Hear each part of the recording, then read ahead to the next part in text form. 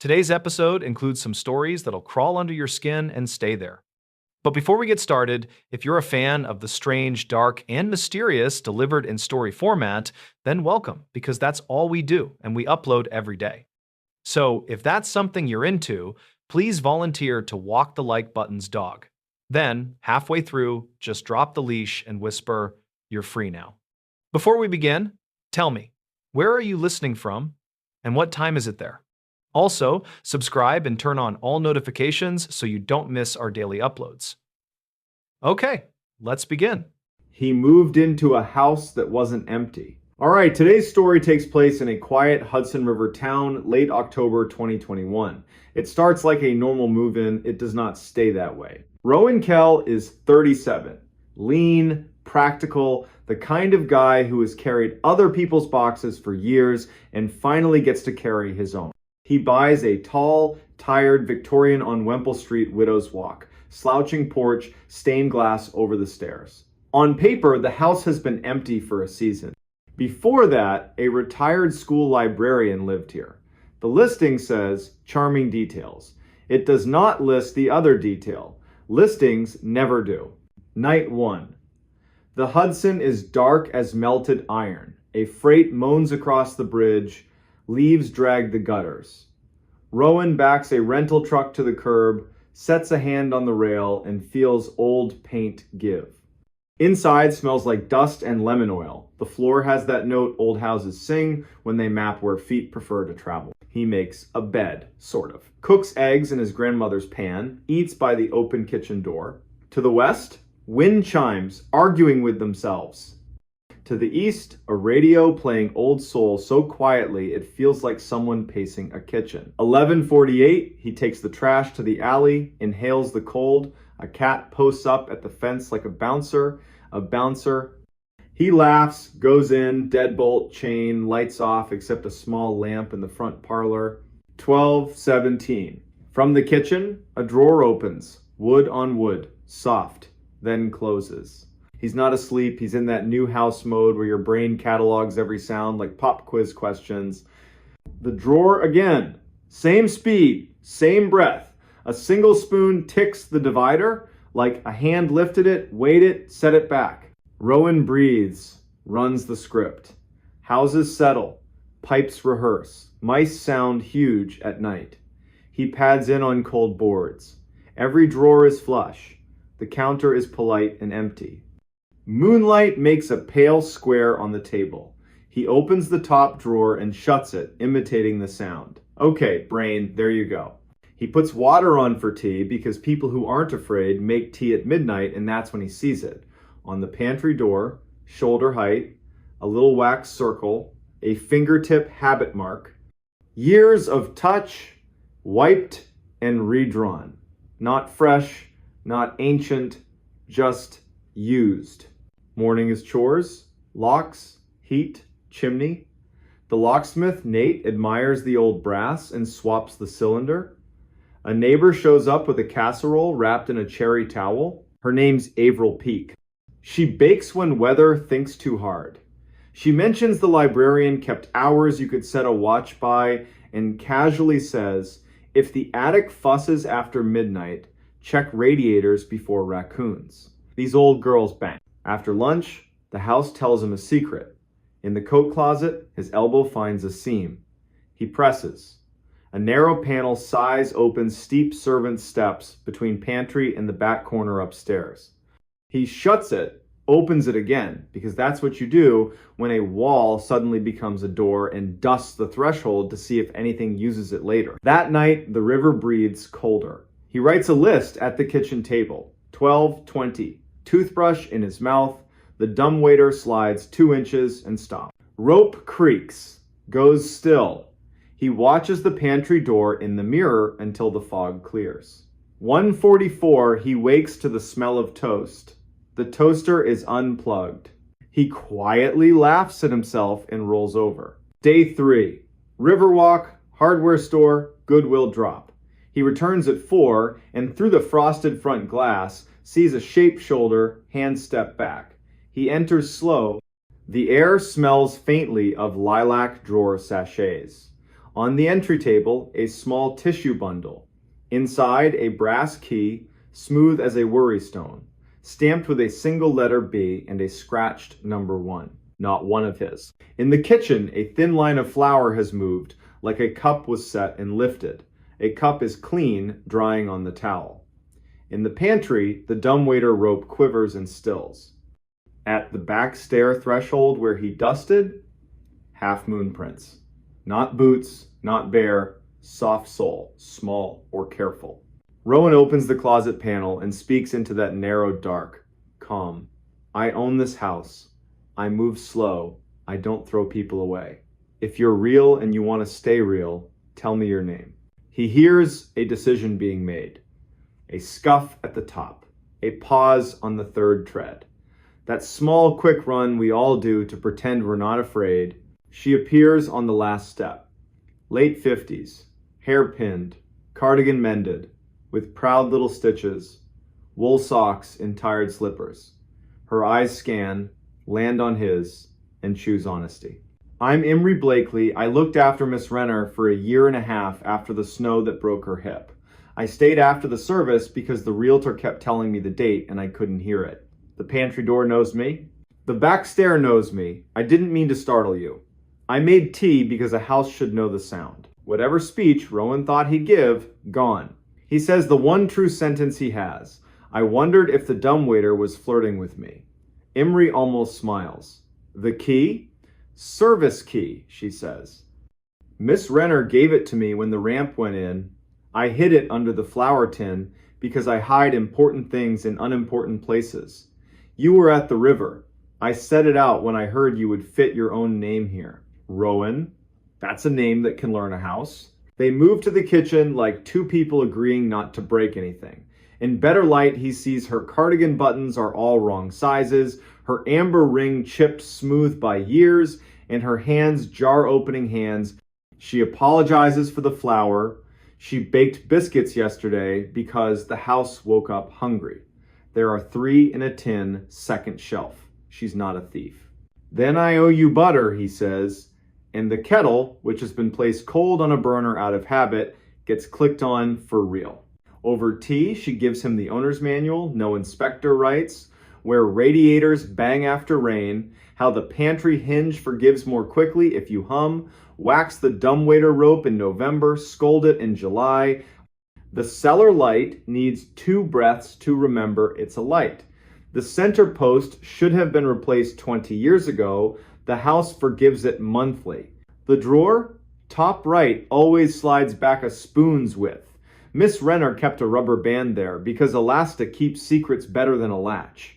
The sound he heard was the spoon settling. The house was pointing at the elastic. Imry stands. I'm in your way. I meant to say goodbye and got embarrassed. I'll leave by the back stair. I'll leave the key. If the pipes talk too much, call. Rowan surprises them both. Stay for supper. Averill brought a casserole. I repay towns by eating what they hand me. They eat coats on because the heat schedule's still formal. Imry tells small, dignified stories. Miss Renner sang morning hymns without believing because habit and comfort share a coat. The back bedroom, under the little eave, wakes early on snow days. Whoever sleeps there will always beat the plow to the first cup. The cast iron sink has a comma-shaped chip, permission to keep going when a sentence seems finished. Before she leaves, Imry asks for a plain blessing. Not church, just something to keep people from sharpening themselves on the wrong edges. She closes her eyes, breathes once, and says to the floorboards, "We will act like neighbors, even when we don't believe in that word. We will be dull when the house asks us to be dull. We will answer with our bodies only when we are sure our names will be kept. We will not talk to empty rooms about the wrong things, not after dark." The panel closes on her shoulder. The quiet that follows feels chosen, not imposed. Rowan drops the service key in a little dish by the door. Tools like to know where they live. Weeks pass. He learns the wall of stained glass catches fire at a certain hour. He files a note with the county to acknowledge the back stair and the title. Some arrangements need paper when a house changes names. He returns Avril's towel with a loaf of something he hopes counts as baking. Sometimes he finds signs of Imri that aren't mistakes. A box of matches where there weren't any, a clean cloth folded where he'd left a crumpled one, a tidy list on the underside of a pantry shelf, wax rope, check lint trap, tuck draft snake. He writes thank you in the margin with a dull pencil. Late November, Avril appears with a county inspector who measures politely and asks the best question a bureaucrat can ask. Does this panel count as a door or a hatch? Rowan says it counts as a secret that deserves to be acknowledged. The inspector actually writes that down. That night, the wind returns with a dry old paper hand. Far on the river, a horn pulls a long, low goodbye that never is. At 1:44 in the Eve bedroom, Rowan wakes and listens. Radiator tap, dumbwaiter's shy inch, the spoon's little settle, a jar lid pop like someone forgot to loosen it. He smiles into the dark and whispers the rule he's learned here. Not answering. Not tonight. In December, the first snow is generous. Rowan learns to broom the steps like porchmen do, always pushing to the same drift, so it learns its place. Imri leaves a cream card with her new address. Basement studio, window facing a black walnut, part-time job at the county historical typing ledgers, saying names out loud so they don't think they're finished. She asks one favor. There's a trunk in the attic. Miss Renner's aunt, Minta Thorne, kept a diary for 50 years, careful and mean in the best way. The family would like the trunk if it can come down without swearing at the rafters. They climb the front stairs on purpose. The attic opens with paint stick reluctance, then generosity. Boxes are labeled in a librarian's hand, winter scarves, not this one, photographs, country cousins, bird journals, 1980 to 2010. The trunk waits under the peak leather straps, tack heads like stars. They don't open it. Not yet. They carry it down between them one step at a time, like moving a sleeping parent.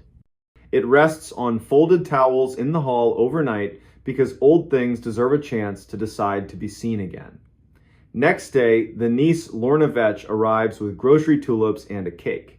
In the parlor light, they lift out muslin-wrapped books, a cloth bag of buttons, a county fair postcard for a totally average pie that still won a ribbon, a small silver bell on frayed red ribbon, and 3 glass marbles that for no reason never lost their shine. They leave the bell and the marbles. The books go with Lorna. She cries. No one apologizes. Imri thanks the air and without looking at Rowan, squeezes his forearm. This house could have eaten the trunk. You didn't let it. The town weaves itself in. Lux Odea, the sash guy, fixes a window in exchange for shelves and a long story about a boat. Avril brings a pie when the weatherman says icy mix. Sometimes Imri knocks at the front, sometimes she ghosts the back stair. Either way, she says hello like joining a sentence, not starting one. January. A title office woman arrives, shivering with a folder. We're filing a small correction. Our system dislikes a door inside a closet. We're trying to teach it manners. She looks past him once, homesick, and says, My mother used to tell me, the walls aren't thin, honey. The walls listen. Be boring on purpose. See how long the trouble lasts. By March, the house is ordinary, which, if you've ever lived with an old place, means dear. At 1:44, the kitchen makes the spoon sound and then doesn't. He doesn't get up. He thinks about that first night and his urgent need to explain things. He thinks about the word empty and realizes it's never been fair to rooms or to people. He thinks about the service key in its dish, the wax circle on the pantry door, the trunk asleep in another house now, and the sentence that has started living under his tongue, we are boring on purpose when the house asks us to be. Spring loosens the river's shoulder, sycamores light up pale green, windows remember they have hinges. On a Saturday in late April, he hosts a small dinner. Avril, Lux, Imri, Lorna. The stained glass holds a sunbeam like a jewel you don't have to own to admire. They eat food that doesn't try too hard. Say names. avoid lazy. Housework. When the dumbwaiter creaks, everyone notices and then lets it be. That's what families do for the oldest relative in the room. Night falls. Dishes done. Leftovers sent home. Rowan stands in the hall, touches the pantry with the back of his fingers. The wax circle is nearly rubbed away, worn down by his own small reverence. He clicks the chain, turns the deadbolt, sets the kettle just to tell the house what time it is. From the back stair, a single tread answers. Not a knock, not a warning, just wood on wood. Patience. A place teaching a person to hear the difference. Rowan doesn't ask who, he doesn't answer. He folds the cherry print towel and tucks it in the drawer where elastic lives. He breathes in, breathes out. The night listens back, and it does not feel empty at all. The girl who walked home twice. It was 1930-something. The air smelled like wood smoke and apples. Drizzle turned every porch bulb into a little planet. The high school had cut loose early for the game in Lexington. Band kids fogged up a bus with laughter. Tires hummed along the Maury. Ione small like a willow, tough like one too, didn't go. She'd promised her mother Yara she'd be through the door by 2000, no later. The mountain shadow drags night down early in Rockbridge County. Everyone knows that. Pea coat from a thrift store, one button that didn't match, scarf a shade that couldn't pick a side between green and blue, hand knit by her aunt. Everyone knew Ione. She worked mornings at the bakery on Nelson Street, slipped the paper through Mrs. Kemp's slot at the White House with the red door, could identify every dog in 3 blocks by bark alone. Her father, line cook, cereal kitchen quitter, had left in May. The kind of leaving that makes a clock too loud. Ione had sworn, with a 16-year-old's fatal sincerity, I won't be that kind of gone. At 1940, she waved off her best friend Wren at the feed store corner and ducked into the drizzle, taking her usual 3-block shortcut, hardware store. Mr. Ancher, Petrie sweeping like he meant to sand the sidewalk down to Memory Post Office that still smelled faintly of floor wax. Then the alley behind the funeral home because, as Ione liked to say, the living cause more trouble than the dead in Rockbridge Hollow. 1952. A guy in a pickup easing off a steep driveway saw that indecisive scarf flash by. 2 fingers up from the wheel, small town salute. 1954, wind rattled corrugated tin on the vacant lot fence. 1956, misses. Kemp stretched her back, peered past a thin curtain, clocked a girl head down, hands in pockets, shoulders squared against the wet. 1958. Yara's porch light burned a little cone in the rain and turned drizzle into strings. 2000. The door did not open. By 2010, Yara was pacing the living room like she was housebreaking a nervous dog. Up slow, back slow. 2022, she called Wren. Surprise, then careful. Yes, they'd split by the feed store. Yes, Ione was fine. And there had been a man at the vending machine, Marine Corps cap, too new for the face wearing it. 2030. Deputy Rowan Deek knocked hat off, voice steady. He said the sentence every good town cop has to learn. Let us be wrong with you for 2 hours. They weren't wrong for 2 hours. They were wrong for 3 days. Night 1. Flashlights swept the seam from feed store to front stoop. Same bad gravel by the alley. Same puddle at the sycamore. Same warped funeral home step everyone knows to skip. Drizzle turned into mean rain. 0320. The band bus came back.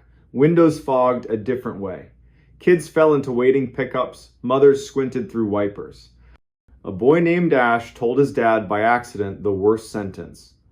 I saw Ione behind the funeral home. She had her scarf. When? Just now. And when he turned to point, there was only rain. Saturday pooled in neighbors' kitchens, coffee, quiet, too many glances at the clock. Sunday, the county AR's net droned on the old repeaters. Negative contact. Monday morning, the school band played half a shade slower in the auditorium. The principal looked 10 years older when he lifted his head. At 16:20, that gray Monday, headlights smeared along Route 11. Mrs. Kemp phoned Yara. Yara ran. Mrs. Kemp, who hadn't run for anything since 1989, got there on ring 2, breathless and unpoetic. She is on your porch.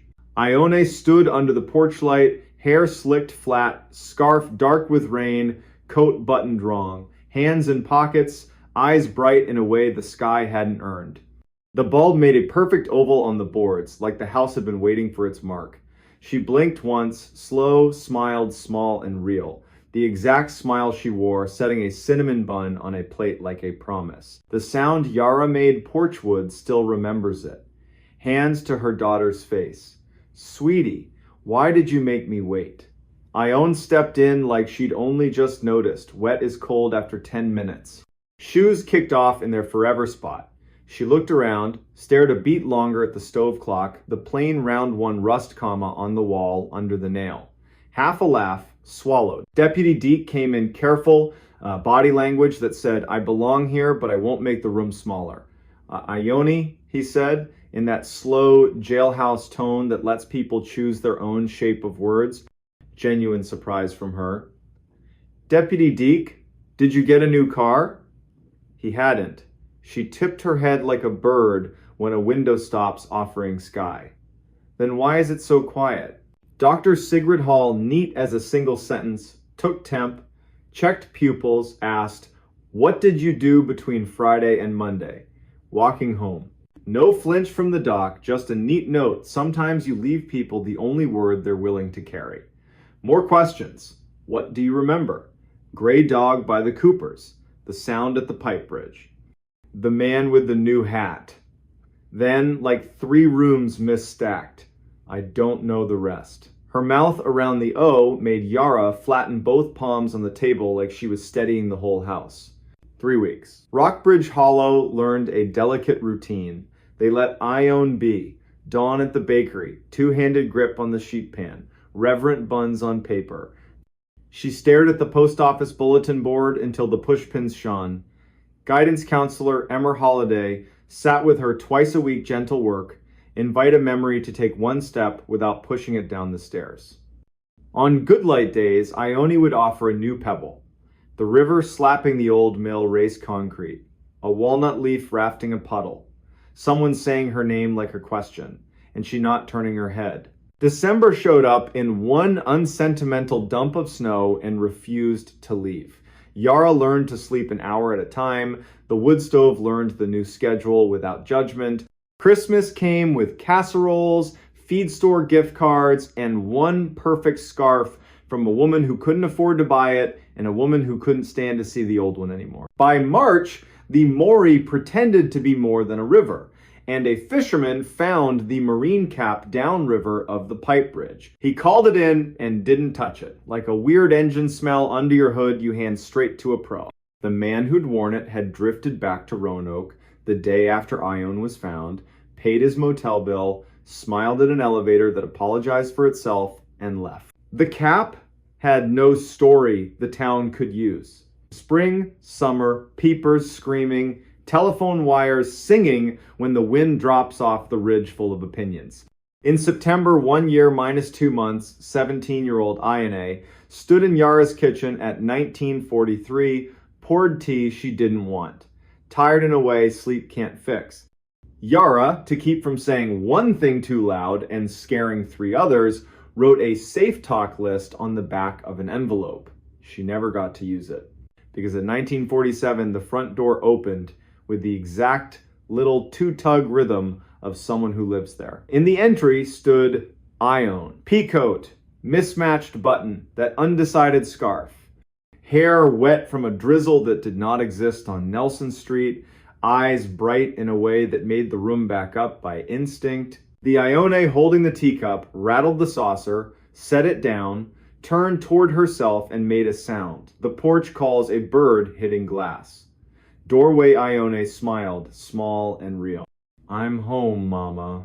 The stove clock ticked one very loud second and then remembered its manners. Deputy Deke again hat in hand. Dr. Hall's stethoscope already warmed the way good doctors do. Counselor Emmer put both palms on the table and didn't sit until Yara did.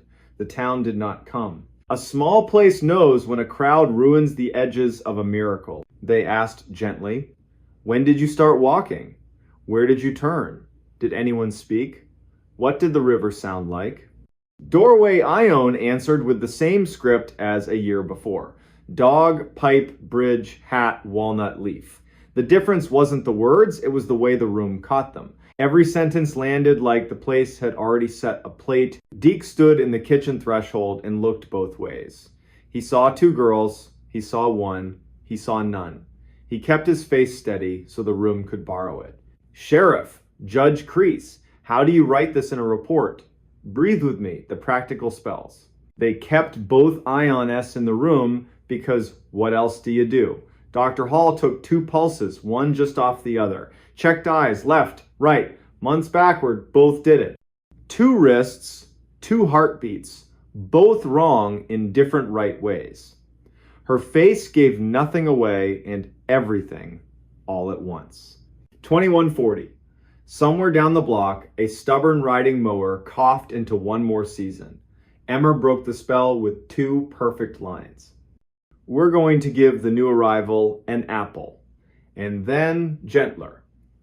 And we should stop calling her the new arrival. They gave her the apple. She held it like a small planet, looked at it, at the clock, at Yara, at Ione, at the hallway, to the bedroom where long division and bird names had been learned.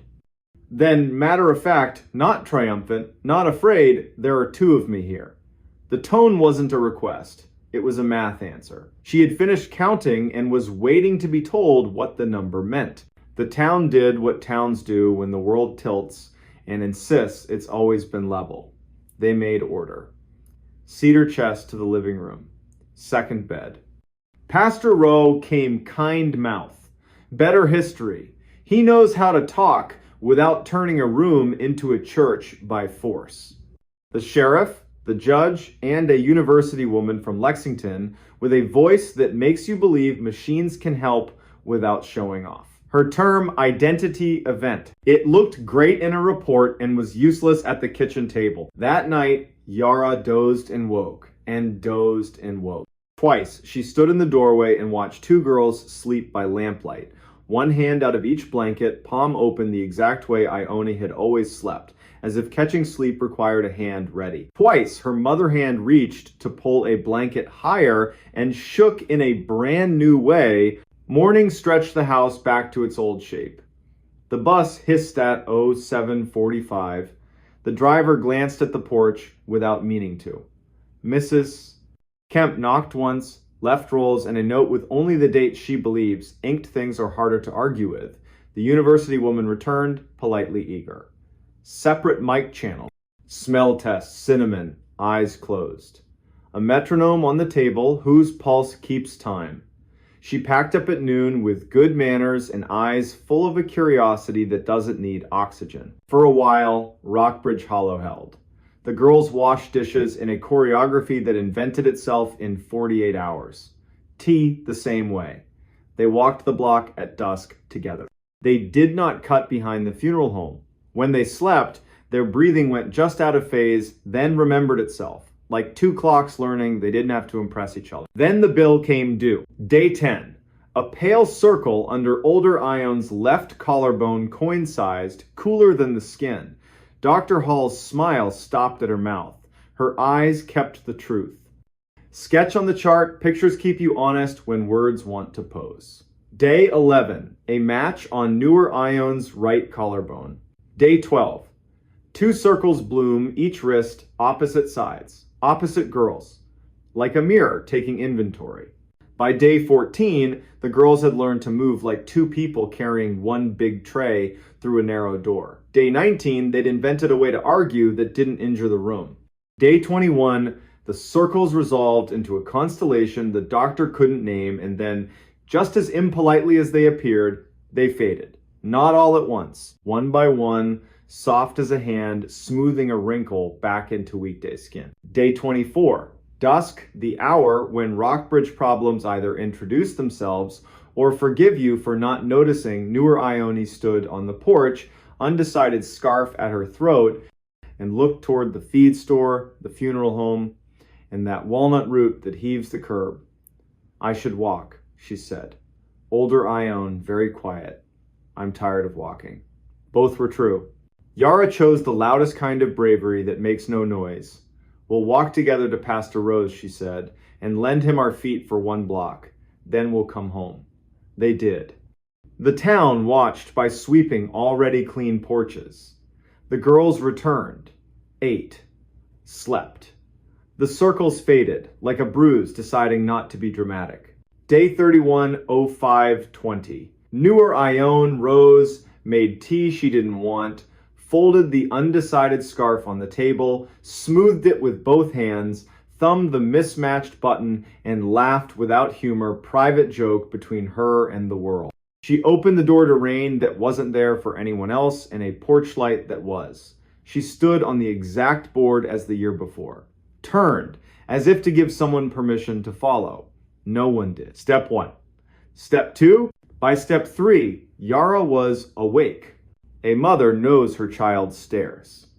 Ione, she said, not church voice, house voice. The girl smiled. I am going home. She stepped into a drizzle only she could feel. The porch light held her 1 heartbeat too long. She walked 3 blocks, hands deep in pockets, cut behind the funeral home, past Mrs. Kemp's window. Mrs. Kemp stood to stretch and saw a girl head down through sheer curtain and did not lift it. She had learned a hard lesson once and refused to write a new one. 5:54, Yara's door opened again. Older Ione, the one who'd returned that impossible Monday in the year 2004, stood in the entry with her scarf in one hand and coat over the other arm, crying and not crying, joy and disaster braided. Mama! No words back. Some truths are for skin, not air. Yara crossed the room, palms on her girl's face, while the clock hung its seconds without comment. By noon, the rain that hadn't been real for anyone else gave the day back. Dr. Hall, efficient, kind, wrote 2 lines she'd never bother a medical board with. Their grammar wouldn't survive. Older Ione, warm, steady pulse, lesions fading, appetite back. Newer Ione gone. Pastor Rode delivered a casserole he hadn't cooked. He's learned how to honor offerings without stealing their credit.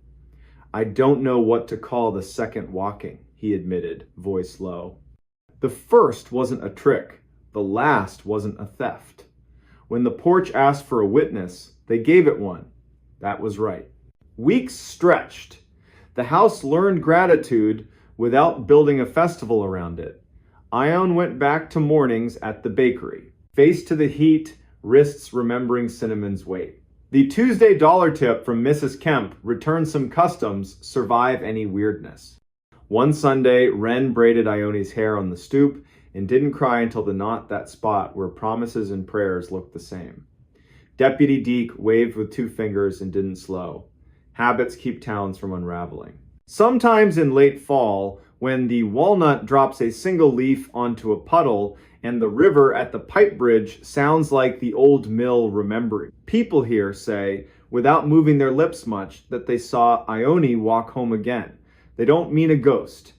They mean a woman carrying her own shape through weather that didn't deserve a name, and for 15 sidewalk steps they felt porch lights turn on in their chests and were kinder to their own breath. Years later, one Sunday in the year 2019, Ione worked the bakery counter with her daughter, on her hip, hair loose because the day hadn't asked for more. A stranger out of state ordered a coffee and said it the way outsiders do. Are you the girl who walked home twice? Ione looked at him, then at her daughter, then at Nelson Street drawing its honest line toward the river. I'm the woman who did her best in Rockbridge Hollow. She said kind, firm. The stranger made a sound halfway between sorry and disappointed and took his coffee to go. That night, the porch light over Yara's door hummed like it has for 15 years. Little transformer in a housing that outlived storms, bulbs, and one remarkable season. Walnut leaves fell in 2s and 3s. The stove clock kept obedient time even after time had misbehaved. Yara sat in her chair, listened to the night count itself, and felt the house settle into its old bargain with joy and fear. She spoke one true sentence into a room that had earned it. My girl walked home. My girl walked home twice. What happened inside the tunnel changed him forever. It starts with first snow over the Cheat River, late November, year 2011. The kind of ash-colored flurry that only sticks where the mountain keeps its shade. Down in the cut, where an old railroad spur once ran through Brushy Mountain, there's a brick-lined tunnel that still breathes iron and limestone like it never retired. Locals know. Places like that are older than whatever story you brought with you. The man who walked in that night was 38-year-old Thayer Mott. 2 years home from a blistering overseas contract where dawn came with a buzzer and the heat tried to erase you daily. Back in West Virginia, he did county roads, cones, culverts, sleeves, rolled exactly the way your grandfather approves of.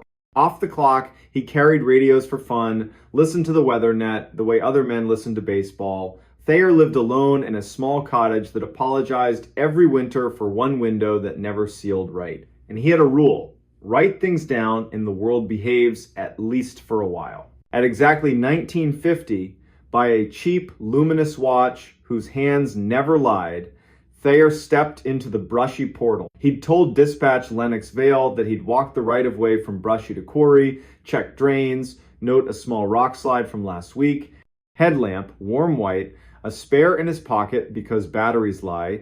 He descended the stone throat. Brick arched overhead, ballast underfoot, old rails long since lifted clean for quick money.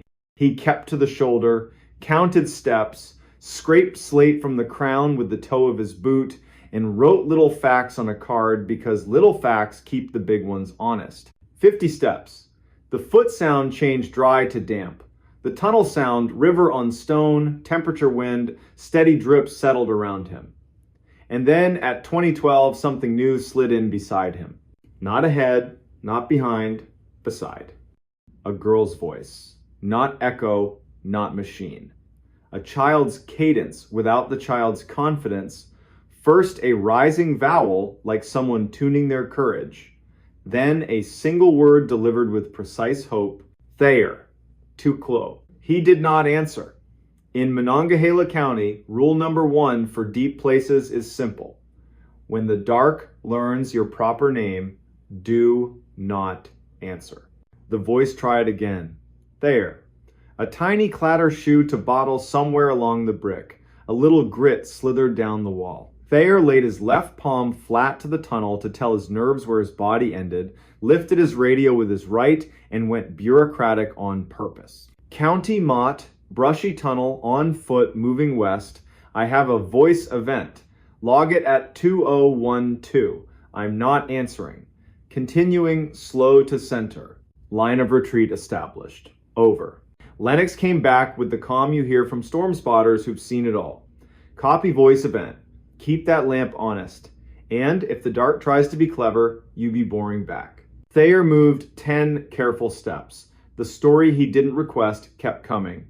The floor sagged, a half-inch subsurface water chewing quietly at the bed.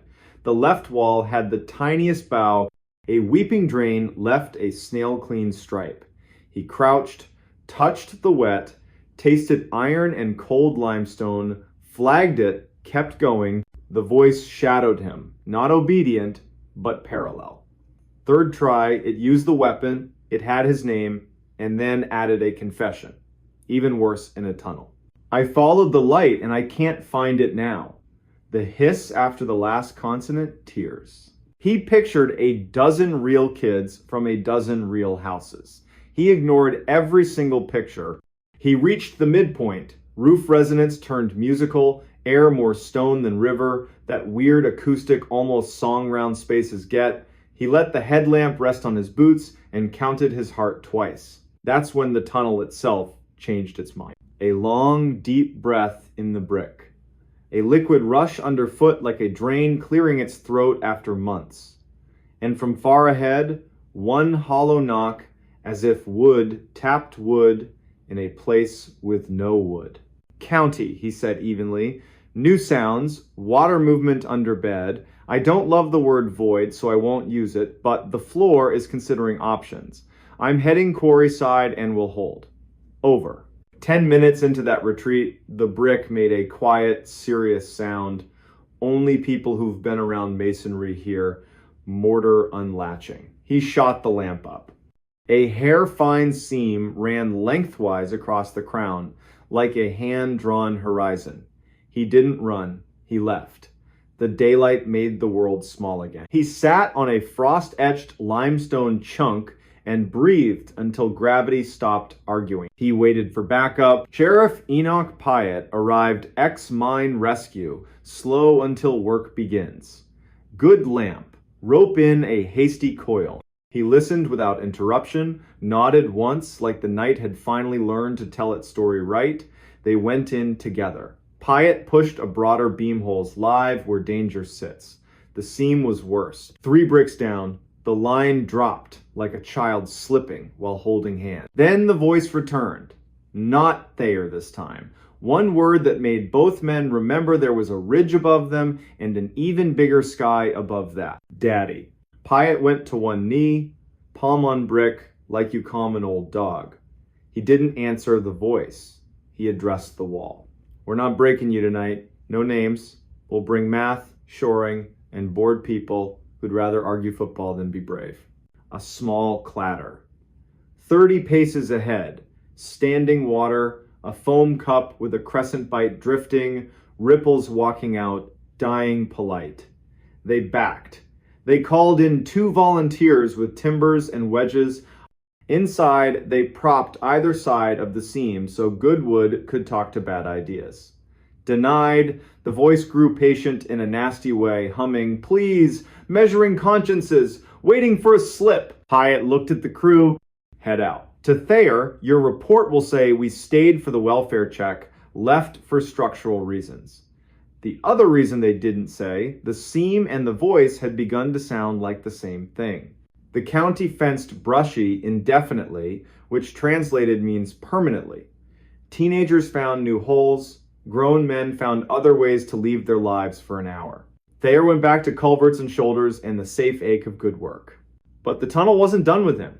January brought gray armor to the river, wind to the sycamores, and a call from the county, meet Hobie Kress at the quarry side. Hobie was a snowshoe happy content guy who posted reverent videos in places that do not want influencers. He'd filmed himself stepping 5 feet inside the arch and dusting snow off his hat like he was blessing it. The county wanted a conversation, not cuffs. Against his will, Thayer liked Hobie. Clean cut, the smile of a man forgiven by the world for 30 years. Thayer said, the brick is tired, the river is mean, the air is not your friend. For once, Hobie listened. Then Hobie said something that wiped the smirk off. Fate. Thought I heard a kid in there. Thayer asked, what did she say? Hobie blinked, just my name. So Thayer started stopping by the portal after supper. Not to be a hero, to be a witness. Some nights need witnesses. Late February, year 2012. Thaw hit too fast. The valley filled with water's angry negotiations. 2 a.m. The volunteer chief blows the horn. Pyatt calls Thayer the kind of hour you don't justify your choice of company.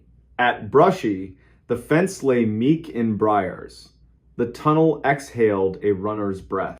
They set a line, moved to mark 3, and stopped, floor sound wrong. Pyatt's ankles, calibrated by years, said, Hollow wants a friend. Down tunnel, a light, not theirs. Clean, white, fresh batteries, eager to please. A man's voice, Mara, Mara, honey, answer me. Then the noise rescue people know in their bones. A foot into nothing, Scrabble. A half-swallowed curse because the man believed in God and wanted his attention, not anybody else's. Thayer dimmed, angled, reached, and caught Pyatt's sleeve not to yank, to warn bones. He projected county calm over a private prayer. Sir, stop. Aim your light at your boots. We're county. We're coming to you on a line. Don't step. Don't say her name again." The man froze like a new company rule just slid down from corporate. He lifted his light, then remembered and put it back on the floor where it belongs. Thayer and Pyatt bellied the last distance. A pocket of water had eaten everything under 5 ties. A plank mercifully there bridged. They slid the man back, clipped him, and sent him out on a promise of coffee. He would later tell the paper he cried, and no one made him feel small for it. He would not tell them the name the tunnel whispered to him to get him inside. When his light was gone, the tunnel was not quiet. The voice came one last time. Not the child. Or the child, upgraded for cruelty. "Your father called for you, and you did not come." Pyatt closed his eyes by reflex, opened them on purpose. Thayer didn't move. He thought of a fluorescent desert overseas, a generator droning in 2 notes you can hear through walls. He thought of a high school hallway where the light always flickered and a teacher never once guessed what he might be good at. He thought of his mother laying a dish towel over biscuits she couldn't afford and doing it anyway, because sometimes a boy needs to see abundance he didn't earn. He radioed in a voice that knew how to hold a line. At seam, water in bed, void under ties, 10 to 15, past Mark 3. 1 civilian retrieved. Tunnel practicing party tricks. We are leaving in a walk. After the flood signed its name and crews policed the driftwood, small pieces that look like birds, big pieces that look like law, the county rebuilt the fence, bolded the sign, and kept the order permanent. The tunnel stayed. The voice, if it stayed, learned boredom, because this county does not answer. What the tunnel changed in Thayer wasn't superstition, it was speed. He started talking slower to people who live half their lives in the dark. He learned to stand on the downstream side of a bad decision, so if someone ignored a fence, his body'd be where it needed to catch them. He untied his boots on the porch, not the kitchen. Thresholds matter. Spring, the county finally replaced that chronic sycamore. A woman, Hetty Dockery, knocked on Thayer's door with a box of rooted maple slips and a photograph from her father's desk. A girl in an expensive dress and a useful coat gone since the 1970s. Hetty asked if he'd go with her to the portal and speak the name once. He didn't correct her, he went. She said the name. The tunnel gave back a sound like the end of a hymn key change. No organ. On the walk down, she stepped steadier than on the way up. Thayer married late. A nurse whose laugh lingers in rooms after the door shuts. They bought high ground, a porch that never needs apology, a basement that never needs courage. Some nights he writes 2 lines to keep the past small. The tunnel is still there, I am still here. In church, when a baby cries during a hymn, he doesn't wince. He lets the sound pass through like a storm already spent over another ridge. Ask him at the gas pump. No nonsense what the voice was. He'll give you the closest truth he owns. The dark repeats whatever it hears most. In a county that refuses to answer when a hole throws names at them, the dark learns boredom and moves on. He'll say it while checking tire pressure before driving out to a grumbling culvert. He'll be behind on sleep and alive. Teenagers will still swear Brushy has a ghost. Good. The night's big enough for practice. Daylight's big enough to remember a man went in, came back, and adjusted his life 1 click slower. Every November, first ash snow, clinging to Brushy's shoulder, Thayer pulls into the turnout, kills the engine, and listens. Sometimes nothing. Good. Sometimes river talking to stone. Better. Once in a while, a faint knock. Wood on wood, in a place with no wood. He does the thing that saved him in the tunnel and saves him in living rooms and hospital corridors where grief learns to smoke. He doesn't answer. He breathes. He makes the world small. He turns the key and drives to the next address, where a drain needs to remember what a drain is. What happened inside that tunnel did change him into the kind of man who practices slow, decent caution. Rope in the truck, second lamp in the pocket, habit of calling the county when a night grows teeth, and taped to the fridge, written in words not numbers, a simple instruction for the people he loves on some future windy night when the siding is practicing scales. If you hear your name from a place that cannot love you, do not answer. Count to 20, call me. Count to 20 again, I'm on my way. The door in his basement wasn't there yesterday. Late October, year 2018, West 73rd Street was getting shoved around by that lake wind, long, hard gusts that make whole blocks clench their teeth. Rain ticked the gutters like pinball. Inside a brick duplex that still smelled like plaster dust and stubborn varnish, a 37-year-old hospital electrician named Callum Brenner was doing what he did most nights. Fixing his future with his hands so his head didn't wander. Callum had bought the place in June, ripped up carpet in July, learned the patience of plaster in August. By September, he could ID every pipe by sound. The furnace, original to that era when guys wore hats to breakfast, cleared its throat every evening like an old smoker, then usually behaved. Widowed at 33 by a soft word doctors hate, Callum had decided you can outwork the long hours if you give them a job. His job was this house. A blue notebook on the kitchen counter held the list. Beside it sat a chipped ham radio mug, Coil Me Maybe, that he pretended not to like. He'd been in the basement 100 times. It was a good basement by neighborhood standards. Poured walls, old coal chutes, mortared shut in the 1960s, work sink with a stain shaped exactly like Michigan. 2 doors down there, one cream painted into a porch cubby full of sleeping paint cans, the other a janky plank into a crawl space where the October Mice Union held meetings. He knew both, he'd made peace with both. He had not met the third. At 21:42, after losing an argument with a breaker and eating dinner like a raccoon at the counter, he headed down to relight the pilot. He liked that moment, the polite click, the soft womp winter delayed by a thumb. He rounded the stair, set his phone on a joist for light, looked up, and stopped, like someone was dimming him instead of flipping him off. There was a door in the west wall. Not a door he must have missed. Not boxes stacked weird. He'd scrubbed that concrete in August with vinegar and a bad attitude. It had been walled.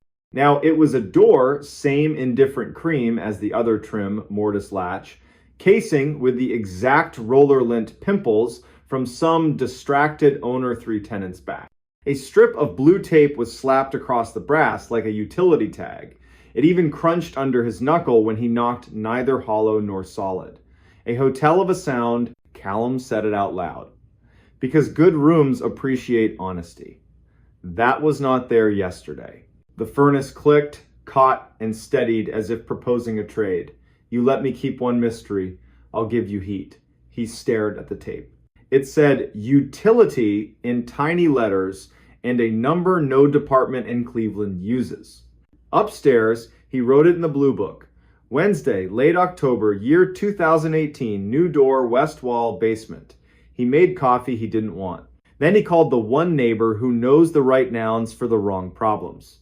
Genevieve Trask had worked 30 years in the bus yard parts department. Even her dog, Primitive Pete, followed house rules like a union contract. She'd been on West 73rd since the streetlights still rang like bells when they got swapped to sodium. Callum asked if she'd come tell him whether he'd just lost a fight with his eyes. My pleasure, she said, like someone who's risen for worse. They went down. Jen stood, silent, 10 seconds flat. Then, measuring flour careful. That was not there yesterday. Primitive Pete sat, lifted a paw, set it down. The blue tape didn't peel when Jen tested it. The brass under it was guilty clean, like it had been avoiding hands for months. She put her ear to the wood, jaw loose like a piano tuner. The worst kind of quiet, she said at last. Not a human, not a machine. Something that learned to be polite, living next to both. They left it shut, played a hand of gin upstairs. Jen insisted on losing gracefully. Callum walked her to the gate, watched Pete joy inventory the night, and because tongues check, bad teeth went down for one more look. The thing stayed a thing. In the morning, he called the utility mark line, contract inspections. They'd swing by Thursday unless the wind ate their schedule. and Otho Dwyer, night maintenance at the hospital. Collector of left-handed screwdrivers, saint of simple machines. Otho showed at 1910 carrying a case that looked like it should say violin and didn't. Scope camera.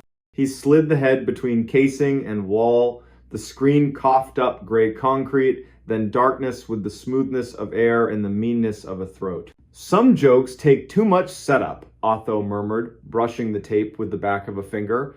Tastes like municipal lie.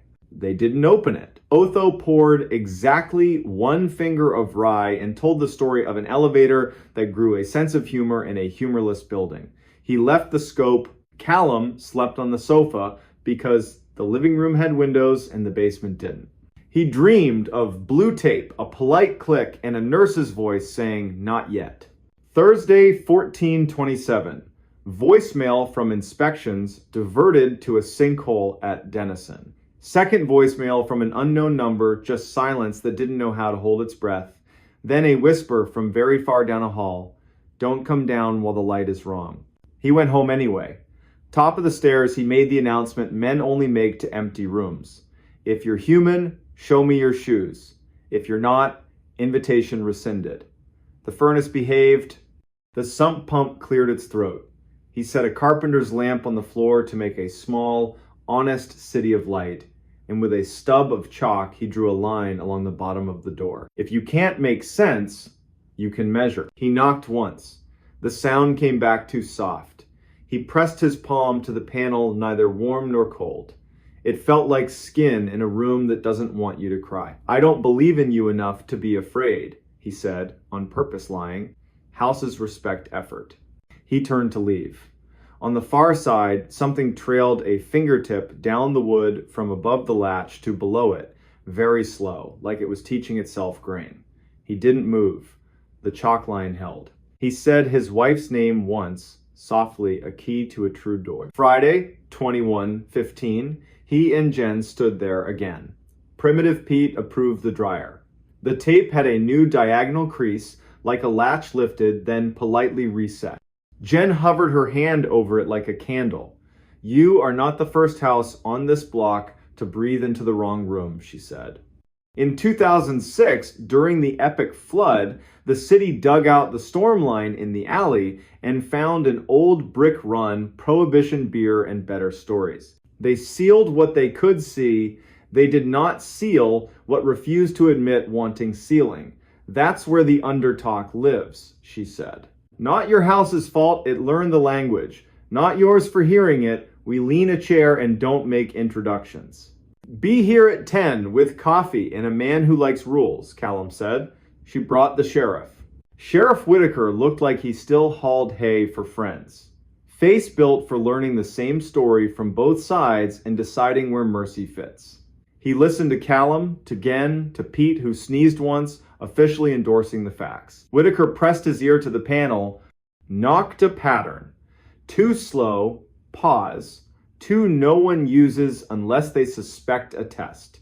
The door answered 1 slow, 3 quick like it understood and preferred to show off. "We're going to treat this like a person who talks too much and too sweet to a child," Whitaker said. No drama. "We don't answer. We call boring people with rope courtesy over magic." At 10:50, Building Inspector Ninette Polk arrived, clipboard, caution tape, and 2 public works guys who dig with shovels and silent. She measured, tapped the concrete with a screwdriver, jaw loose, head cocked. "Double wall," she said. "Face wall. Behind it, not wall. Behind that, not our business yet.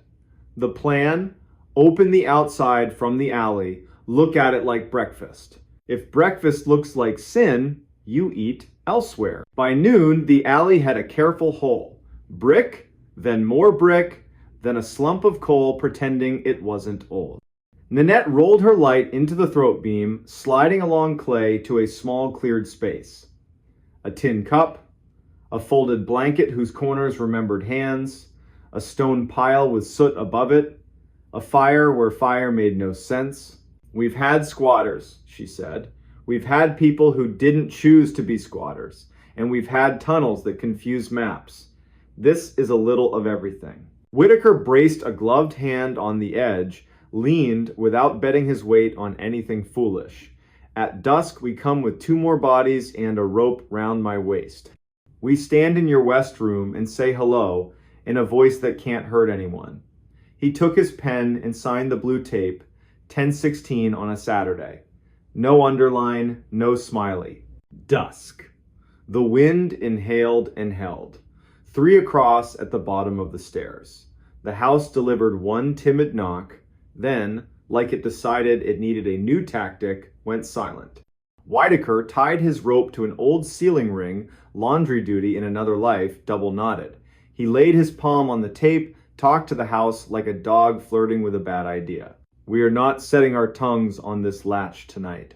They moved the chair, lifted the latch without breaking the tape.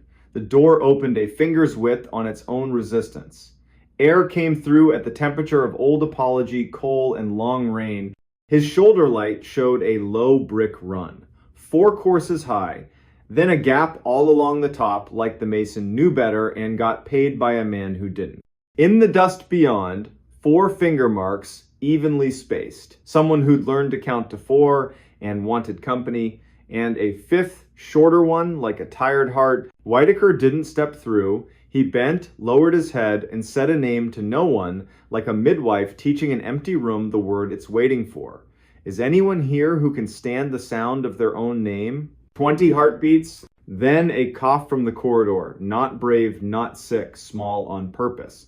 A voice, careful, like someone who only wants to borrow the part of the law that cares more about living than rules. I am hungry. Come into the light then, Whitaker said, measured. No names, no introductions to the dark. A face glanced into the cone, then jerked out. Quick. Private decision. The figure didn't cross. Do you have a sandwich? They asked. Jen started to answer. Whitaker lifted a hand. The room obeyed. We have a sandwich. You may have it on this side. He set it on the brick, stepped back a generous pace. A thin hand took it. Gratitude made of bread and shame filled the small room. I didn't steal the ring, the voice said. The ring was already in here. It's welded to the wall. We'll speak again in the morning, Whitaker said, as if this were any kitchen, any night. If you're still here, that would be a blessing. The dark laughed, once surprised at the word blessing. Then, I'll be here, the rain decided to stay. They closed the door. No chair. Sometimes chairs are theater when you need policy. Sleep came in the way it does when a house tries to grow a new tongue. Morning, the chalk line had a clean nick where the door had opened and closed. The tape now had 2 creases. In the alley, the little camp had a second cup that hadn't been there. On the brick, a note, careful hand, fountain pen tidy. Thank you, I won't be here long if you leave it. I know the way that does not ask you to break your rules. I followed voices, and that was my mistake. I am leaving now by the other mouth. Nanette read it, folded once, bagged it, dated it in words events like this should resist numbers. Sometimes people want a story, she said. Sometimes they want a door that says, no, we'll build you the second one. They hired masons from Ohio City argument-winning walls. A second wall went up in front of the first, tied with rebar that enjoyed its job. They pumped the crawl with flowable fill. Fill is kinder than concrete. Cut a new drain to the alley with the city's blessing, which almost never happens and did.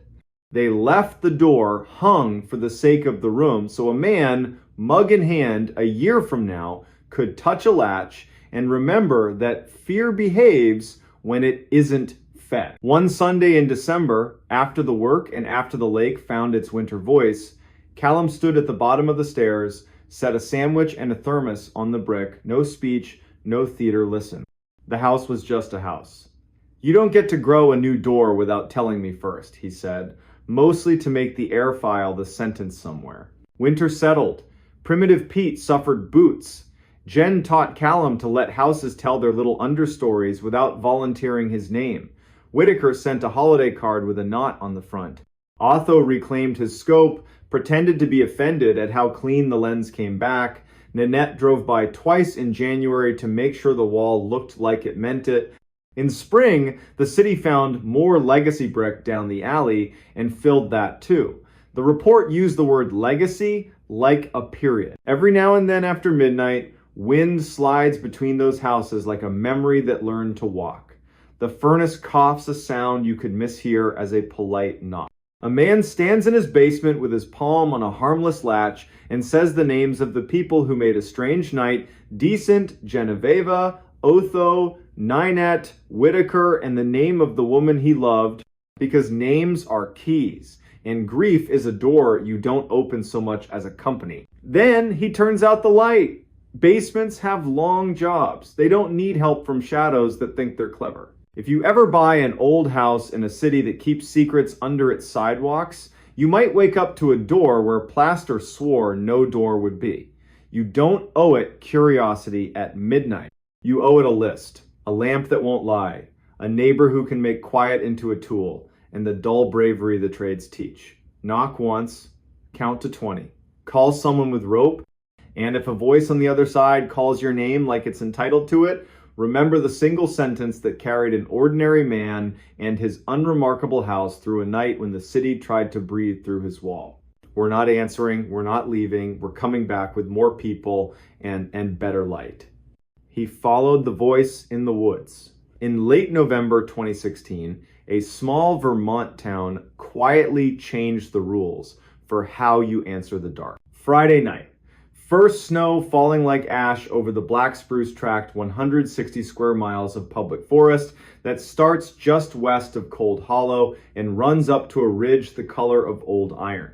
Wind from the north braided through the needles in one long note that makes decent towns leave porch lights on a little later. Inside the Grange Hall, the fire department fundraiser clattered along.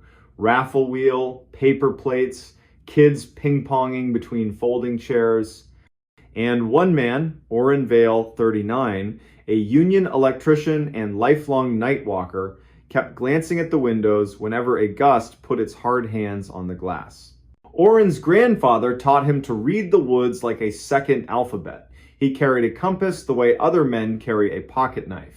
He knew the low deer paths, the soft saddles between hills, the larch bark smell in thaw. He also knew the old county stories, the ones people tell without leaning in, the ones that move through a place like blood and show up on the skin only when the month turns cold. He knew them and didn't believe them, which his grandfather used to say is the quickest way to trip. At 9:30, the last raffle number got called. A cheer, a whistle under the eaves. Orrin stepped outside to swap boots at his truck. Official reason. Real reason, listen to the night. Sky with that pale pre-storm glow that shows up 5 minutes before the real snow decides to get serious. He tightened his laces, looked beyond the last lit porch at the forest's black shoulder. That's when he heard it. A word as soft as an unfinished thought. Hello! He locked up like an animal when a twig snaps wrong. Then a short laugh at himself, shake it off. Your name is not written in the air. Street still ordinary. A plow truck idling on the corner, TV glow in a window, boots crunching frozen grit. Nobody else stopped. He headed home, head down against the fine sting. At the seam where the last streetlight quits and the road becomes suggestion, the voice returned clearer from the tree line. Orrin, truck radio bouncing off metal, teenagers behind the mill, or just the human ear, born to fall in love with the shape of its own name. He didn't speed up, didn't slow down. Turned into his drive, hand on the knob, door opened, and the room, warm, yellow, smelling of dry wood and laundry soap, closed around him like a decision. Tea, boots off, house creaking as it accepted the cold. He told himself he'd imagined it.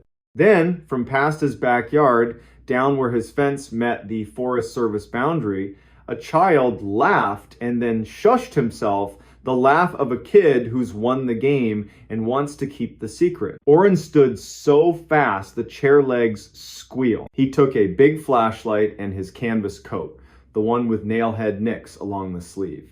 Back step, breath in like medicine.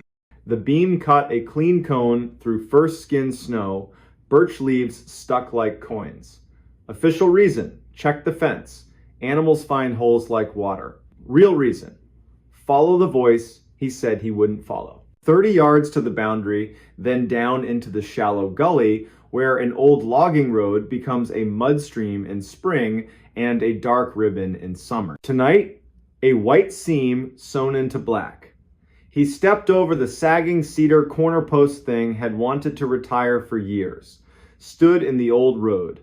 Trees leaned in, not unfriendly, just present. Far, nearer, then in the space between two breaths from nowhere at all. Oren. Over here. Flat. Calm. Spoken by someone who knew he would come. Whoever you are, wrong yard. He said to give his mouth something to do. The wind eased. The light found only clean snow. Here's where the story could have ended. He could have gone inside, called Deputy Thad Lorman, and said the sentence men like him hate. Maybe I'm imagining things. Turn the deadbolt, put the kettle back on, let the weather change the subject. Instead, because his grandfather taught him to meet strangeness with stride, he went forward 2 paces, then 2 more. Good woods do a winter trick. Honest dark makes day colors inside it. Oren walked 100 yards. 200. Counting numbers in his head must match the length of his stride. The road bent, fell, rose. The voice stayed at a leash-length distance. 3rd bend, a smell he couldn't place. Not smoke, not rot.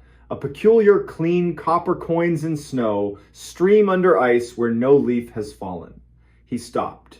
The beam trembled once, steadied. I'm turning around, he told the night like a neighbor by trash cans. If you're real, say your name with your mouth. Answer from the left, low and near, made of breath, and something that owed breath nothing. Please. Old story word. No manners, perfect aim. He swept the light. The beam caught the hem of a wool coat behind a young fur. A dark sleeve. A pale idea of a face. His breath snagged. The sleeve moved a little. 2 slow steps, the way you approach a skittish dog. A woman. Mid-20 seconds. Hatless. Hair slicked to her skull by wet snow. Wide eyes, not panic, just far away, like someone who's been walking too long in a sentence that won't end. City boots? Wrong season. She didn't look at Oren, she looked past him, toward the place where home lives in a man's imagination when he's far from it. Please, she said again, the syllable making a bull-sized cloud.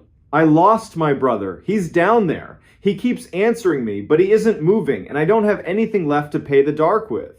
Oren didn't ask the right questions. Not why here, not where are your tracks. He did what his grandfather would have done. Light to her shoulder so he wouldn't blind her. You're coming with me. We'll make a fire. Sheriff's decent. The ranger they send is decent too. We'll all go for your brother together. Half smile, like matching a photograph. Down there, she murmured, tipping her head. The ravine. Do you hear him? The forest held still the way it does when a pond is deciding if it will hold you.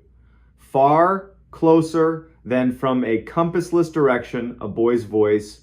Over here, the cheerful tone of a June afternoon when the creek is yours and curfews are imaginary. How old? Oren asked. 12, she said. His name is Asa.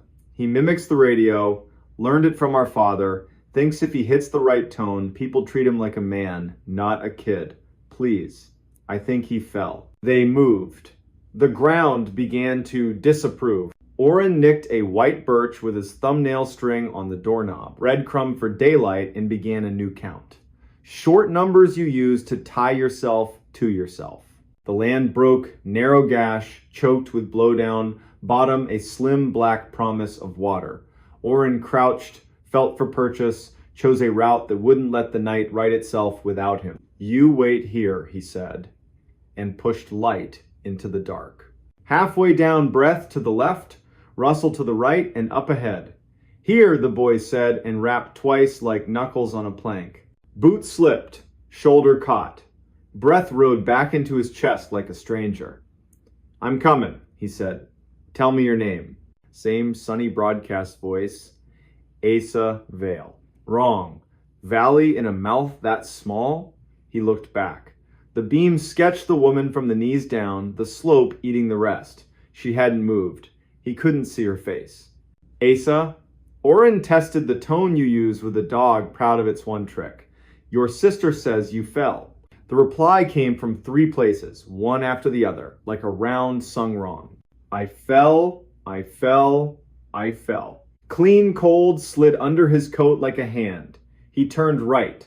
Light found an old plank bridging the cut, the kind loggers tossed down for a shortcut.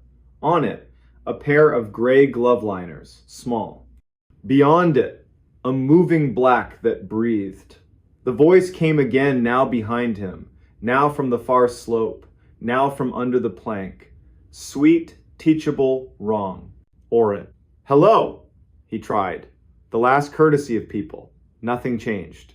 One careful step uphill. Another. The woman's boots stepped back to make room, silent as sleep. He put the light on her face. She let him. Very dark eyes, very dry, not cold, not warm. She looked like a person photographed in an eclipse. We're going, he said, level. He climbed past her, back to the old road, and did not run. Kept the beam 3 steps ahead, made sure the ground didn't decide to turn trickster. He said soft, the name of his grandfather, the ridge, the stream, the man in town who could fix anything with a coat hanger. That's how men like him pray. The voice followed at the same polite distance, calling his name, then trying other names, one by one, like a radio dial. Mael, Thad. His father's name, the one he hadn't heard aloud in 10 years. Shape, correct. Weight, wrong. The hair on his arms tried to grow a second coat. Fence. He stepped wrong, caught his coat, cursed with relief. The light washed the line. Trees were trees. Night was night. True snow now, steady and adult. On the stoop, from just the other side of the glass, the boy knocked his small knuckles against Oren's name. Please. Inside. Back against wood. House decided to keep him. A short, embarrassed laugh. He'd forgotten the world has edges. Flashlight down, phone up, dispatch picked up. Torin recognized the voice. No staircase of questions. Need a courtesy drive-by, Oren said. Something at my north line in the tract. A kid, or not. Send Thad. Tell him I'll stand on the stoop like a fool until his lights hit my fence. Sergeant Thad Lorman came slow, because slow bleeds pressure out of nights like this. The light bar painted the trees blue, red, white, a cheap, honest carnival. Thad listened to Oren tell it with the part of his mouth that jokes about fear and the part that doesn't. He nodded. If it's a kid, we help. If it's not, we're not feeding it names we care about. We wait till morning. Ranger Ilsa Peregrine will bring a map, and that way she has of seeing ground that doesn't want eyes. Oren dozed badly. In a chair, boots on, long light pointed at the back door like a promise. Woke at 3, then 4:30, to the kind of quiet, good towns keep as a favor, to people who worked till midnight. Morning, polite sheet of snow on the yard, no fresh tracks. Dressed for work he wasn't going to do, drank doctor-ordered coffee, met Thad at the fence. Ilsa arrived 10 minutes later with rope and calm. Ilsa Peregrine had the patience of someone who's pulled people out of rivers, trucks, and bad ideas. She let Oren map the night with words, asked 2 questions, had him repeat the glove liners and plank bit. Then we'll walk to your nicked birch and the lip. We won't drop below without more bodies and a line. We'll bring a bell. We will not call names into the ravine. We won't teach the woods our voices. Do what I do. They walked the old road like a small procession, remarking only on the practical downed limb, slick spot, this looks fine and isn't. At the birch, she saw the thumbnail nick and gave him a coin small nod. At the lip, she set a glove down, put her ear over the edge, listened like a nurse, eyes closed a moment. When she opened them, nothing in them was darker, but something inside had locked its door. The bell, she said. Thad, stand back, palms open. Think about your wife saying your name on a normal day. Oren, think about your mother saying yours. I'll drop, we'll listen to what the ravine does with it. Little brass counter bell, line to wrist. She lowered it into the cut, tapped once. Sound went down and became shape. A second, softer ring came back, a beat late dutiful mimic, pleased with itself. Exactly what she expected, exactly what she didn't want. Another pattern, another shy echo. She drew the bell up. "We back out," she said. "Return at noon with 5 people, a net, and the kind of logic more eyes bring. We don't talk loud about this in kitchens. We don't make it a dare. Mayel will call the mothers who woke sick today and confirm their boys are where they belong. Oren, go to work. Don't walk too close to windows. Keep your head." For 3 hours he tried. Mounted a panel, fixed a ground, listened to the radio gripe about roads, and a woman in the next county who kept a goat in a Subaru all winter. At 11:40, Mayel called. Slowly, no punctuation. Every kid accounted for in Cold Hollow, the next 2 towns, and the next one after that. Only one mother admitted to a bad feeling her college-age daughter had forgotten to text goodnight. The girl replied, at 9, friends dragged her out. "I don't mind being the woman who makes these calls," Mayel added. At noon, Ilsa returned with 3. 2 retired SAR, diehards rope and stubbornness, and a state biologist whose face said, "No time for folklore, polite to people who do." Stokes basket, a sleeping python coil of rope. Thermal scope, rode again, practical commentary only. At the lip, scope warmed, Ilsa panned slow. Pause. A private smile. A frown. 2 small hot spots raccoon. Third signature doesn't behave. Warmer than air. Not moving, not shaped. Could be a rock remembering yesterday. Could be a hole trying to be a mouth. Could be nothing. Rope went to a jack pine who knew how to hold. Eulalia Pike tied knots like a magician. Holly Kempt tended the tail and told the rope jokes. Ilsa clipped in, checked gloves, looked at Oren. If I say walk, you walk. If I say sing, you sing. If I say back, you're halfway to the fence before I finish the word. Do you understand? Yes. She went over, no hero, just a person who rations courage by the cup. The basket followed, empty. Holly paid out, Eulalia counted. Thad kept palms open. Oren murmured the names again. The wind pressed its shoulder, then backed away, embarrassed. At the plank, Ilsa set her hand on the wood, didn't cross. Leaned, looked. The ravine hummed like a refrigerator in an empty house, steady, unashamed work. Her voice rose, clear without being loud. I see a glove. I see a hair tie. I see a shape that might be a bag or water. Acting clever. No body, no tracks. Mud's wrong. Too smooth for this time of year. Holly net. Down it went. She opened it, set it in the water, drew it slow fishing for a rumor. At the board she made a small sound, what you make when something lands in your hand that wasn't meant for you. A tape, she said. Cassette, labeled with a child's name. Ink bled, not a local surname. First name, maybe. Into a dry bag like a heart, looked left, right, beyond. Bring me up! At Oren's picnic table, Ilsa set the bag down. Holly opened it with thumb and forefinger reverence. The cassette slid onto a towel. Label, 3 stubborn letters. A smear. Another letter, a curl like the start of a V. A backward S someone had tried to fix. We take this to the county, Ilsa said.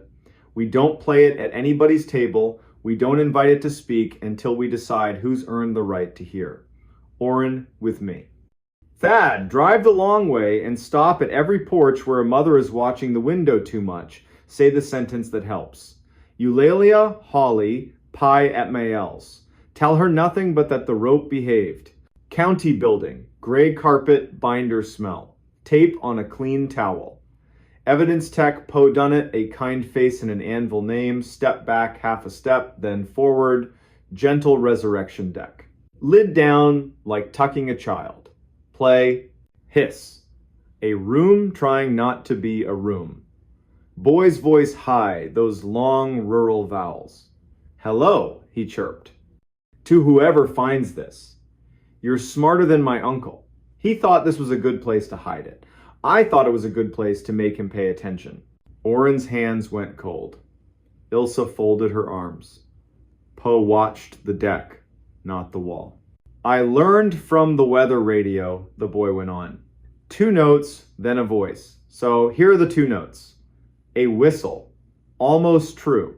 This is a warning for Oren Vale from Cold Hollow. I'll be by your fence tonight to ask for your attention because my uncle didn't give me his.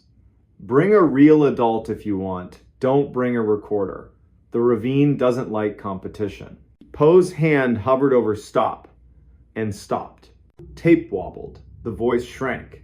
In the back, a woman spoke soft, far like another night in another room. The boy laughed. I'm not supposed to laugh here, he said. Click. Out like pinching a flame. 20 counts of silence. Then Ilsa said what needed saying. Someone taught a child to mimic the radio and throw it like a stone. Someone told a story to the wrong head and let that head go walking with it into a night. A tape fell into a ravine where water thinks about voices. Next time, we will not let the water talk first. They worked. Knocked on doors along the ugly highway west of the tract, a trailer.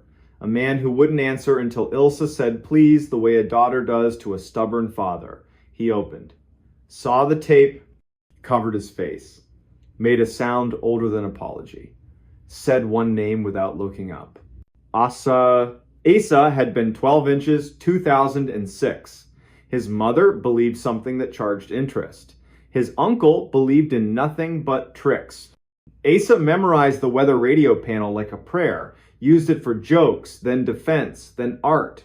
He threw his voice into dark to see if the dark would throw it back. It did. One November night, he walked to the ravine to show the dark. He didn't come home. The uncle told no one, managed grief like a secret, called it clever. It was cowardice. They found a hair tie. 2 glove liners. In spring, when the ravine surrendered its slow winter work, a shoe with its lace still tied, and 1 small clean bone. They wrote what the report allowed. No spectacle, no feeding the woods names it hadn't earned. For a week, Oren stood by his fence each night. Didn't call, didn't answer. Stood. Trees did the old work. Wind chose other halls. Once, very late, when the stars dropped their light lower, a voice from somewhere between branch and ground said his name without hunger. Oren, like ticking off a list, he said nothing back, let air, cold, and needles speak over him. Went inside, boots by the door, slept without dreams. That winter, from Route 2, the tract looks like any black wall with silver on it. It is any forest. It will let you in if you bring a good map and let you out if you bring better friends. It will listen to anything you say, repeat very little. If you ever stand on a porch in first snow and something at the tree line uses your name, you'll do what Cold Hollow learned after Oren Vale followed a voice once and decided not to. Again, go inside, put water on with her big. Call the person whose job is rope. Don't teach the night the words daylight will need. There are always voices in woods where wind earns its wages. Some are weather, some are water under ice. Some are branch and bird wearing a rhythm our heads mistake for language because language is the rhythm we gotta reach each other. And some are something else, a debt you pay by sitting still while the professionals work. If you must say anything to the dark, keep it brief and ordinary. Say your street, say your name the way you learned it when you were honest. Then say the one true sentence Ranger Ilsa Peregrine gave this town to keep like a matchbox in a drawer. We are not answering you, we are not leaving you, we are coming back with more people and better light. The recording that should have never been played. Late September, 2013. Central Kansas. Wheat laid flat by wind that came off the prairie in long, mean sheets. The Sumner County Historical Annex, an old brick co-op turned archive, sat there taking it. Inside, 1 lamp, 1 table, 1 woman. Her name was Vesper Lyle, 38. Precise. The kind of voice you imagine coming off a radio tower at dawn. Archivist on paper, stubborn caretaker in practice. That night, she stayed late because the road crew dumped a pallet of boxes from a foreclosed farmhouse north of Caldwell. Ledger books, seed catalogs, Polaroids gone to ghosts. Then the fourth box, wrapped in a green bath towel, gone gray at the edges, a shoebox cassette recorder, handle cracked, church label on the underside, bruised purple from age. Someone had written a name in laundry marker, then crossed it out. Beneath it, a new line in neat hand, East Meridian Baptist, choir room, do not circulate. Vesper did what good archivists do, carded it, numbered it, turned her lamp so the warm circle held the machine like a stage. And then the wind rattled the front door, lightning blew out the entry glass. She reached for the switch, turned, and froze. The play button was down. The reels were crawling, lazy, stubborn, as if the tape was heavy with whatever it was about to make the room remember. Vesper crossed the floor, pressed stop. The button fought her like it'd been glued in place by time. The reels sighed to a halt. She laughed once, no humor in it, locked the thing in a steel cabinet at her feet, and called dispatch. Torrenhovel answered, midnight voice. She told him about the storm, the boxes, the busted cartwheel. She did not mention the recorder. People who work nights don't invite extra work into a room. At 7:58 p.m., the rain came sideways, overheads dipped, then died. Her lamp fizzled off. The building went aquarium dim under the exit signs. She pulled the flashlight, swung the beam to the cabinet. The door was open. Inside, the play button was down again, the spools moving, barely. A hiss rose, grain by grain. Then the human room hum like heat caught on ribbon decades ago. A woman cleared her throat. Trained voice, hymnal vowels. The room she was in back then held her like warm wood. If you have found this and you are not me, please stop, the woman said. Calm, terribly calm. This is not for you. This is for my own coward heart, to replay until I change. Vesper did not move. Rain hammered, then softened. The voice kept going. My name is Vion Hargris, East Meridian. Thursday evening, late 2003. After choir, the hour when pews stop pretending and exhale. I put this recorder on the piano because I cannot trust myself with eyes. I'm going to say what I have not said. Then I'm going to the parsonage to hang my shame on the doorknob like a wet scarf. I will knock. I will be who I am without apology. I will ask for mercy like it's not a crime in a town this small. A chair creaked. Somewhere inside Vesper's chest, something old sat up and listened. A second voice joined. A man, lower than gossip, higher than thunder. The sound of someone trying not to be heard through a door. Vion. In the way he said her name lived a whole book. I know, she answered. We are not alone. The tape caught a door. A breath of hallway. A new voice, young, not little, leaned into the recorder. Hello, Dax, the man said. What are you doing here? My mother forgot her purse, the kid said. She's in the car, trying not to be angry with you. That sentence weighed more than the storm outside. Vesper thumbed, stop. The button sank a fraction and bounced back. The reels didn't care. They turned. You can take it, Vion told the kid, her kindness like a practiced skill. Second window. Tell your mother I'll drive behind you. Tell her I will come talk. Not long, in a way that matters. Footsteps leaving. Door. Wind gone. The room settling. This is foolish, the man said. His voice dropped half a tone. It's not our job to make the town new. It's our job to keep it from tearing itself apart. It's our job to be honest, she said. Every consonant a lit match. If the choir can sing the truth 3 nights a month, we can do it once. Lightning hit so close the annex shook. The beam hiccuped, the tape thinned, battery dying, and then out of that wobble, one more word. Please. Vesper pressed stop hard. The machine obeyed. The building exhaled. She locked the cabinet and wrote herself a note in block letters. Do not play again. Call Reverend Ardell in the morning. Ask about East Meridian 2003 choir. She tucked it under her thermos lid, swept the flashlight once across the blind faces of 100 yearbooks, missed the cabinet easing open, missed the tired spring choosing itself in the dark. Morning. Sky scrubbed clean. East Meridian Baptist was the color of unsalted crackers. The door was unlocked. Of course it was. Inside, it smelled like old wood, vacuum belts, and a sweetness she couldn't place until she saw 3 chrysanthemums in 3 vases, each like an apology for being bought late in the season. A woman in a blue sweater crossed the aisle with bulletins in both hands. Maria. Short hair you wear after an illness and back. She already knew Vesper's name Reverend Ardell had called, and she already knew the question. Vion Hargress, she said, settling Vesper into a pew. Contralto, you could build a roof on. That year, cut this town open. She helped truth into songs. Truth into Tupperware on your porch. When it wouldn't fit a hymn, she died in the spring. Not all things wait for permission. And the man? Vesper asked, hating herself a little. He left, Maria said softly. That week. Sends coat money at Christmas. Signs from far away.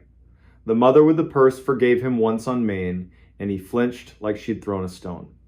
What can a tape do that memory hasn't already done? Vesper thanked her, 2 sleeves touched for a second like a pact between strangers. Back at the annex, she set the recorder on the table and microwaved tea because the air felt wrong. At 1:12 p.m, the bell on the door didn't ring. It just opened. Tall man, Kansas State cap, jacket with 3 past lives. He moved like someone listening for a fire alarm only he could hear. Are you Vesper Lyle? He asked. She nodded. My name is Dax Hemphill. I grew up 6 miles east of East Meridian. My mother used to forget her purse. When she was tired of forgiving people, it gave her a reason to go back and be kind again. I think you have something that once listened to me when I was a boy. How did you know? Vesper asked. I woke at 3, he said. Clock doing that slow blink. Room smelled like hymnals. Heard my name the way it sounded before my voice changed. I don't own a tape player. Something spooled anyway. I remembered a night when a woman's kindness saved a man's job and a boy's faith. That kind of memory doesn't come back unless it's been invited. I think you invited it. She made him tea because that's what slows air. Told him about the recorder, the way it wouldn't stop, the please. He nodded like it fit a sore place he thought he'd hidden. Asked to hear it. She said, no, do not circulate, was written on the object itself, and archivists respect talismans. He asked again, but didn't move closer. The kind of stubborn she trusted. I don't want to hear me, he said. I want to hear her. The breath before she speaks. I want to remember what decency sounds like under bad lighting. Vesper turned the brass key.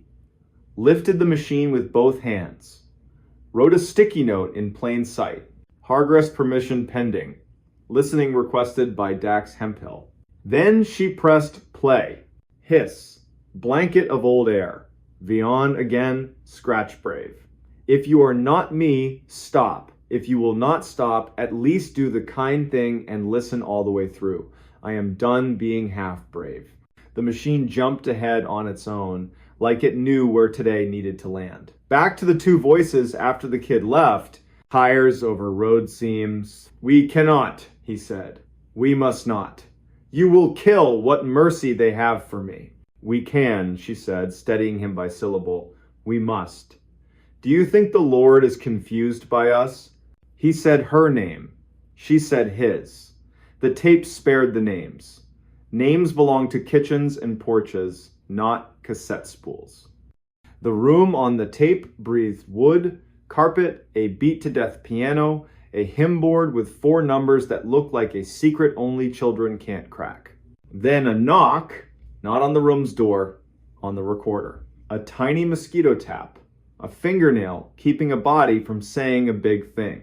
Dax flinched. Vesper's eyes swept the annex. The annex held its breath, the way a building remembers why it was built, to store dangerous things gently. Vesper didn't stop it. Sometimes kindness is letting a sentence finish. Fine, the man said with funeral tiredness. Fine, we will be what we are. Names in the paper. Second pew, let the looks do their best and fail. We will put our child, he stumbled, then finished. Our child in the nursery when it cries. We will take turns walking it. We will call my mother and tell her the right story. We'll give your mother the same gift. We will be small for a season, then we will stop being small. The piano wood made a sound like grain turning to meet a new angle of attention. A hand set down. Someone breathed, oh. Static braided tight. Speed slid the way old tape does when a gear hesitates. Vian came back one last time, urgent. If you are me, do not be a coward.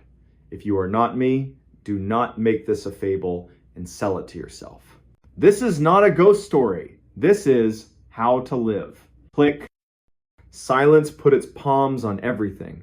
Shelves redrew their edges. Pencils remembered their jobs. Outside, the storm was now just damp behind the clouds. Dax covered his face with both hands. Vesper looked at the machine and thought of cellar jars with masking tape dates opened when the garden forgets its name. She hammered stop until stop decided to be true. Then came the work. Permission to request. A call to a woman 3 counties over who still carried the Hargress name and who, when she heard, said she had been waiting for that tape the way Valley people wait for apricots in June. Restrict access. Update the finding aid. Replace the sticky with a letter. And for 1 minute, they let the room have them. Archivist and stranger. Woman and man. 2 people sitting still, while an old backbone straightened inside a machine. Word got out anyway. It always does. Pickups. Break rooms. Space heaters. The story got wrong fast. A curse. A warning. A revival. They said it was a tornado siren played backward. They said if you listened at midnight, you'd hear your name the way only your grandmother said it. They said the recorder had no batteries and played all night. None of that was true. The truth was smaller, harder.